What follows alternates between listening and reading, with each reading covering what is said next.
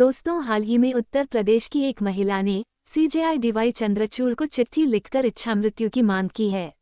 ऐसे में सवाल यह आता है कि क्यों उसने इच्छा मृत्यु की मांग की है। आखिर इच्छा मृत्यु क्या होता है, साथ में ये भी जानेंगे कि इच्छा मृत्यु को लेकर भारत में क्या नियम कायदे हैं और क्या आत्महत्या को भी इच्छा मृत्यु ही माना जाता है। दरअसल उत्तर प्रदेश की एक महिला जज यौन उत्पीड़न की शिकार हुई और इसी कारण परेशान होकर उस महिला ने chief justice of India DY Chandrachud को चिट्ठी लिखकर इच्छा मृत्यु की मांग की है। बताया जा रहा है कि महिला जज की चिट्ठी पर सीजेआई चंद्रचूड़ ने सुप्रीम कोर्ट के सेक्रेटरी जनरल अतुल एम कुरहेका को इलाहाबाद हाईकोर्ट से स्टेटस रिपोर्ट मांगने को कहा है। सीजेआई को लिखी चिट्ठी में महिला जज ने आरोप लगाया है कि डिस्ट्रिक्ट जज और उनके सहयोगियों ने उनका यौन उत्पीड़न किया है। उन्होंने दावा किया कि डिस्ट्रिक्ट जज ने उन्हें रात में कुछ काम के बहाने से बुलाया था और वहां जाने के बाद गंदे तरीके से पेशाने लगे। हालांकि महिला वहां से जैसे तैसे भाग निकली। उस महिला ने दावा किया है कि शिकायत करने के बावजूद भी इलाहाबाद हाईकोर्ट के चीफ जस्टिस और एडमिनिस्ट्रेटिव जज ने कोई एक्शन नहीं लिया। चिट्ठी के आखिरी में महिला जज ने इच्छा मृत्यु की भी मांग की है। चलिए जानते हैं कि इच्छा मृत्यु का मतलब क्या होता है। इच्छा मृत्यु का मतलब है किसी व्यक्ति को उसकी इच्छा से मृत्यु दे देना। इसमें डॉक्टर की मदद से उसके जीवन का अंत किया जाता है ताकि उसे दर्द से छुटकारा दिलाया जा सके। इच्छा मृत्यु यानी यूथेनेशिया दो तरह से दी जाती है। पहली एक्टिव यूथेनेशिया यानी सक्रिय इच्छा मृत्यु और दूसरी पैसिव यूथेनेशिया यानी निष्क्रिय इच्छा मृत्यु। एक्टिव यूथेनेशिया में बीमार व्यक्ति को डॉक्टर जहरीली दवा या इंजेक्शन देते हैं ताकि उसकी मौत हो जाए।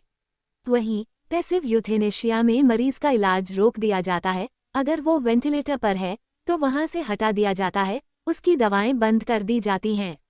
साल 2018 में सुप्रीम कोर्ट ने पैसिव यूथेनेशिया को ही मंजूरी दी थी। चलिए जानते हैं कि इच्छा मृत्यु किसे दी जाती है।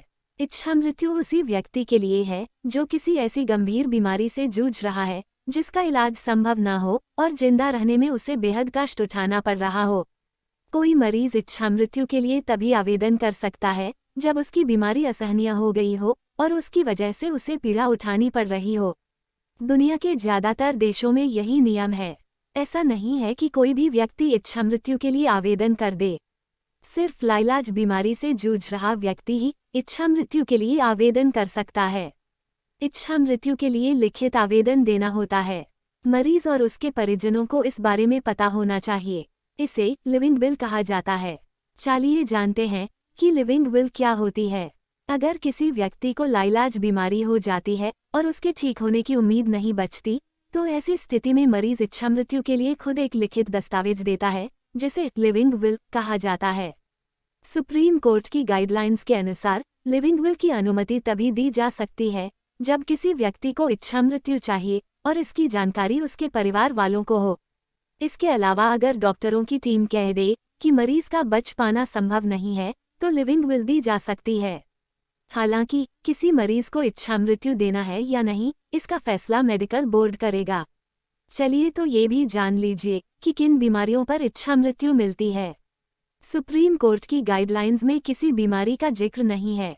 अगर डॉक्टर को लगता है कि मरीज के जिंदा रहने की उम्मीद नहीं है तो मरीज और उसके परिवार की सलाह पर उसे इच्छा मृत्यु दी जा सकती है। हालांकि ये जरूरी है कि जिस व्यक्ति को इच्छा मृत्यु दी जा रही हो उसे उसके बारे में पता हो।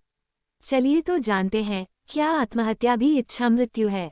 इच्छा मृत्यु और आत्महत्या को अक्सर जोड़कर देखा जाता है, लेकिन ये दोनों अलग अलग है। आईपीसी की धारा 309 के तहत आत्महत्या की कोशिश करना अपराध है। धारा 309 के मुताबिक अगर कोई व्यक्ति आत्महत्या की कोशिश करता है तो दोषी पाए जाने पर 1 साल तक की सजा या जुर्माना ली जा सकती है। हालांकि मेंटल हेल्थ केयर एक्ट 2017 की धारा 115 के तहत आत्महत्या की कोशिश करने वाले या तनाव से जूझ रहे लोगों को इससे राहत देती है। ये धारा कहती है कि अगर ये साबित हो जाता है कि आत्महत्या की कोशिश करने वाला व्यक्ति बेहद तनाव में था तो उसे किसी तरह की सजा नहीं दी जा सकती है। हाल ही में केंद्र सरकार ने आईपीसी को बदलने के लिए भारतीय न्याय संहिता बिल लेकर आई है।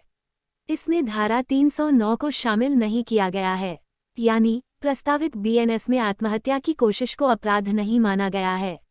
हालांकि इसमें धारा 224 है जो कहती है कि जो कोई किसी लोकसेवक को काम करने के लिए मजबूर करने या रोकने के मकसद से आत्महत्या की कोशिश करता है तो उसे 1 साल तक की सजा और जुर्माना लगाया जा सकता है।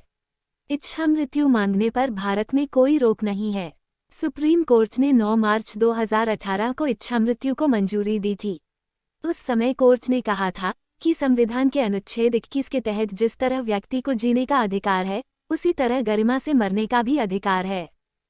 जानकारी अच्छी लगी हो तो वीडियो को लाइक और शेयर करना ना भूलें और साथ ही हमारे चैनल को भी सब्सक्राइब करें ताकि आप लोगों को इस तरह की वीडियो मिलती रहे।